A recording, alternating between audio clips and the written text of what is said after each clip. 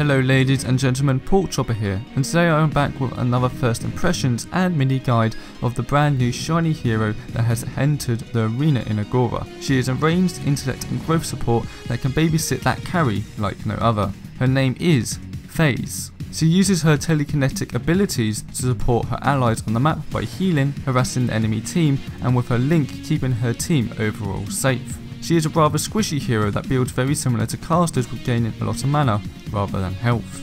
What do you think of FaZe? Let me know in the comments down below if you like her or not, and if she is one of the best support heroes out there. But let's jump right into her abilities. First up, being the most important, is telekinetic link. FaZe creates a link on a targeted nearby ally hero.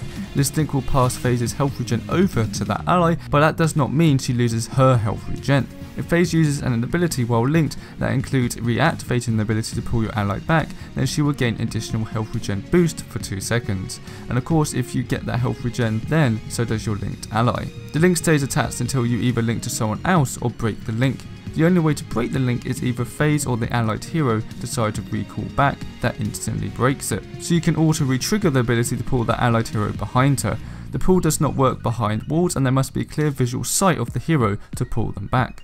The link has around a 1900 unit range, which is a very long. Even through walls the healing still occurs, but you can't start a link with someone through walls just to clear that up. So this ability takes a long time to get used to. Many times I've accidentally reactivated the link without meaning to mostly just to break the link and link to another hero that's just not in raids like this poor Quan. The mana isn't too high, and neither is the cooldown, which is only from when you pull an ally back. You can relink as many times as you wish. The link makes map positioning for FaZe very important, making sure you are behind your ally in case they need to be pulled back from the action. The next ability is Psychic Flare. FaZe will make a very small AoE around her, and if she is linked to an ally, that AoE will occur around them too. It does a small amount of damage early game, but a decent amount late game. Not only does it do damage, but it creates a blind effect on any enemy that was within the AoE of you or your linked ally hero. The blind can last up to 3 seconds at level 4, so it's rather strong, but to counter this the radius is very close, saying that melee heroes are going to have a rough time trying to kill her, that's for sure. It's clear who has been blinded, which is a great visual touch to make the teammates aware. This is also FaZe's really only damage abilities to help clear waves, etc, but the mana cost is quite high, so be cautious with spamming it. Then for me we have the most fun ability, Energy Lance. FaZe fires an energy beam in a direct line. Each hit does a very little amount of damage, but also stacks a slow of minus 35 movement speed. It does this every 0.25 seconds, and the beam lasts 2.5 seconds, so it has 10 hits in total, and if FaZe hits an enemy hero with the lance 8 times, they will be rooted. The length of that root depends on the level of the ability, but the highest is 1.5 seconds.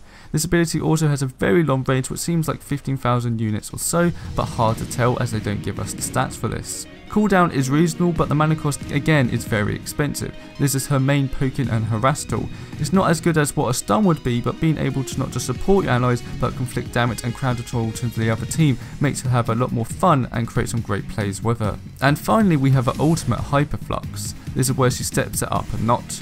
FaZe and her linked ally gain a whole range of buffs. This includes 80 attack speed, 50% cooldown, and plus 75 mana regen for a long period of time, again depending on the upgrade level, and also a movement speed boost for 220 for 3 seconds, but it decays over that 3 seconds. The mana cost is 100, but the cooldown I believe is even longer than Decker's Containment Field with 130 seconds at level 1.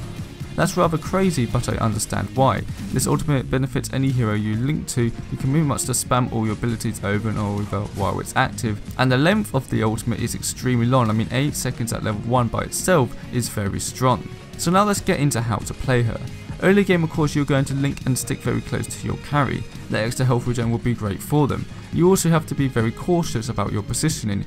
You can get close to the offlaner to poke them, but that means you can't be there to protect your carry from a gank. If you are behind your carry and they try to gank you, you have the option with your telekinetic link to pull them back out of harm's way, which of course will give you the extra health regen for both of you. Only other thing I would recommend is that I don't feel you run out of mana that much, so use your energy lance to keep poking the offlaner to scare them and keep them away from gaining experience from the minions. Cards I would build early game are of course a ward, but Circlet of Health is amazing on her. With her now being a universal card, this gives her and everyone else on the team 2 health regen, but her linked target gets an additional 2.8 regen because they get her health regen, so the card would give her linked ally 5.6 health regen instead of 2.8. For upgrades I start with a Link, but honestly Energy Lance is just as good. I'm not a fan of Blind early game, but I eventually get it, as if you are getting ganks, blinding the enemy could be very useful to stay alive. Mid to late game the offlane tower should be down, and for you it's all about helping your team out. Mainly sticking to your carry, but if the mid lane needs help, jump over and link to them to get their health back. What you can do if you have the mana and it's urgent is to use your abilities to get your health back quicker.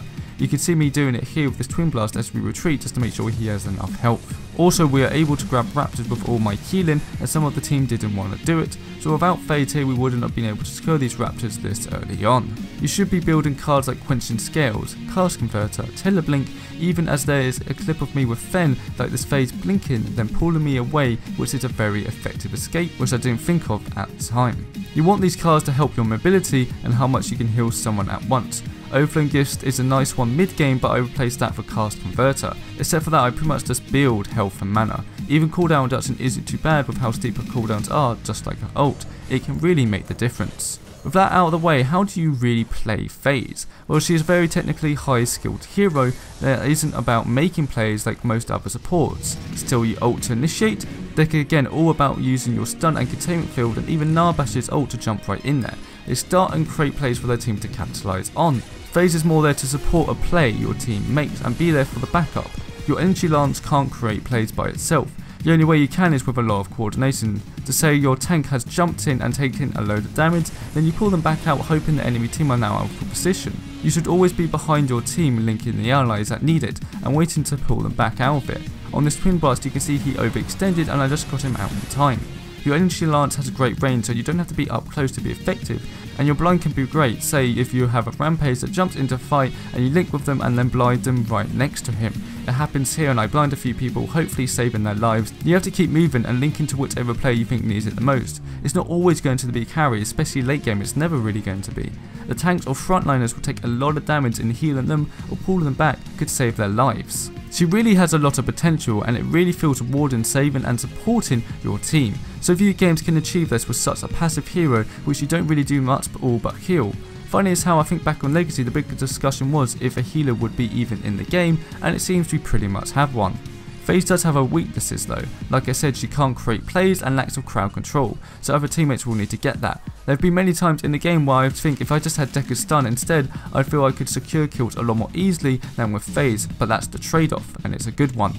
She benefits more with heroes with low mobility carries, for example Sparrow.